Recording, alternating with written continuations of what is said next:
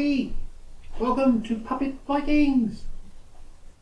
I'm Einar the Boneless, and today Hilde is going to tell us a story about the Norse gods.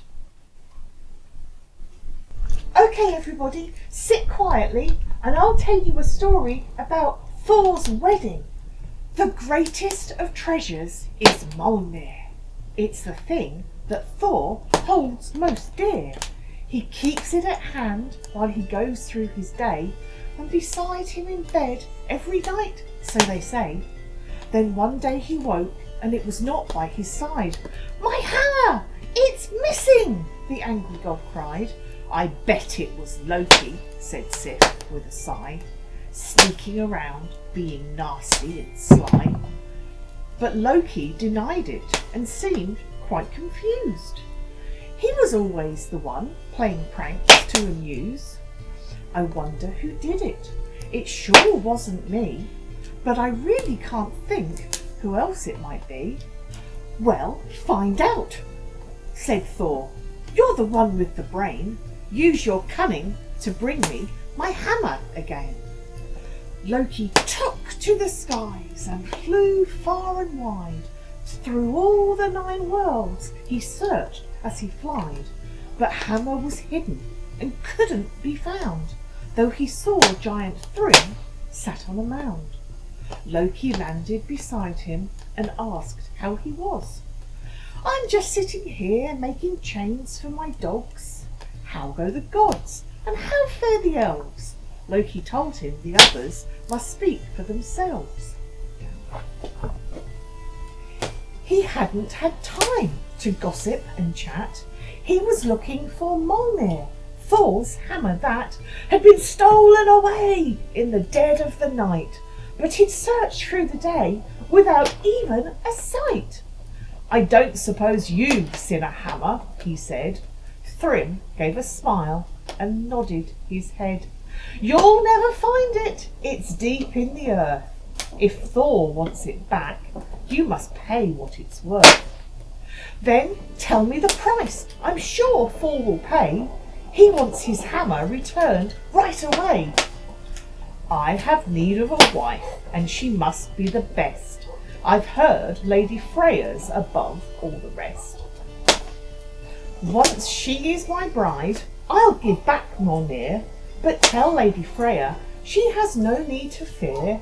I'll treat her with kindness and make her my queen. I'll give her the finest things she's ever seen. I'll rule Jotunheim with her by my side, and I'll take her good counsel with nothing but pride. But if she refuses, the hammer stays lost. Now, go tell the Aesir they must pay the cost." Loki took Thrym's message and hurried away. He was anxious to hear what the gods had to say. Freya wouldn't be happy, of that he was sure, but the others might want the hammer back more. There was quite a debate when the news was delivered. Thor wanted to trade and Freya was livid. "I'll not marry this giant, not on my life. If it's such a good trade, why don't you be the wife?" Loki jumped on the thought. That's a brilliant idea. Thrym had heard about Freya, but never did see her. With a suitable veil and some subtle disguise, Thor could be Freya, at least in Thrym's eyes. Thor was enraged and said he never would. Freya said she could actually make him look good. She'd lend him a dress and her necklace as well. He'd be such a beauty that no one would tell. "That's settled," cried Loki. "Thor, you have to do it." He argued a bit, but of course they all knew it. "I'll not go alone. I need a bridesmaid." And of course it was Loki who came to his aid. "I don't mind cross-dressing and helping you, Thor. I'm happy to play any part that's called for. We'll put on fine dresses and wear jewels and flowers. We'll have Mjolnir back in a matter of hours." And so it was done. Thor and Loki disguised. They looked so good, all the gods were surprised. They headed to Jotunheim where Giant waited.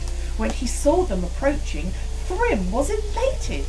They set out many gifts and prepared a great feast, enough food for an army of Vikings at least. Giants, rejoice! This is my wedding day. We'll have eating and drinking and games we can play. The bride took her seat and started to eat. She devoured a whole ox and a mountain of treats. Then she washed it all down with 3 barrels of mead. Thrym was alarmed as he witnessed her greed. There was never a bride as greedy as mine.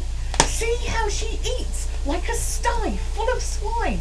See how she drinks like an army of men. She gobbles and swallows and gobbles again. She was so excited when she heard she'd be wed that she could not eat or drink for a week, Loki said.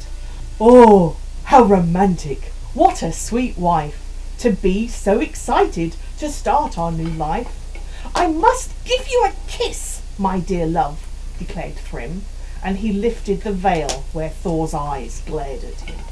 They were brooding and angry and burned like a curse. Thrym was startled and stepped back, lips still pursed. What bride ever had eyes so frankly alarming? Let me explain, it's really quite charming. She's not slept at all since she heard she'd be wed. Not even a nap, not a wink, Loki said.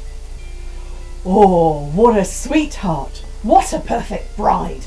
Let's settle this marriage, then to bed, Thrym cried. Bring out the hammer, lay it on my bride's knee, so the priest may confirm Freya's marriage to me.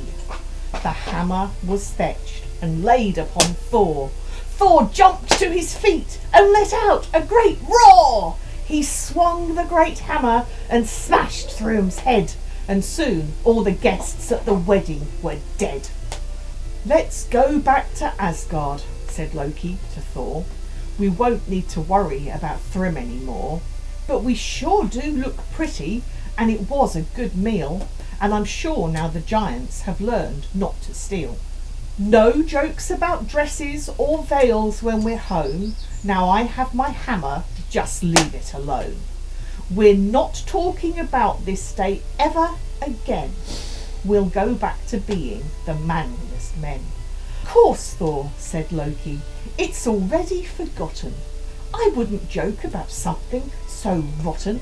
No one will dare mention our dabble with glamour. They'll all just be happy we got back your hammer. Well, I hope you enjoyed. If you did, please press like and subscribe and share with your friends. I found it very enjoyable. See you next time. Bye.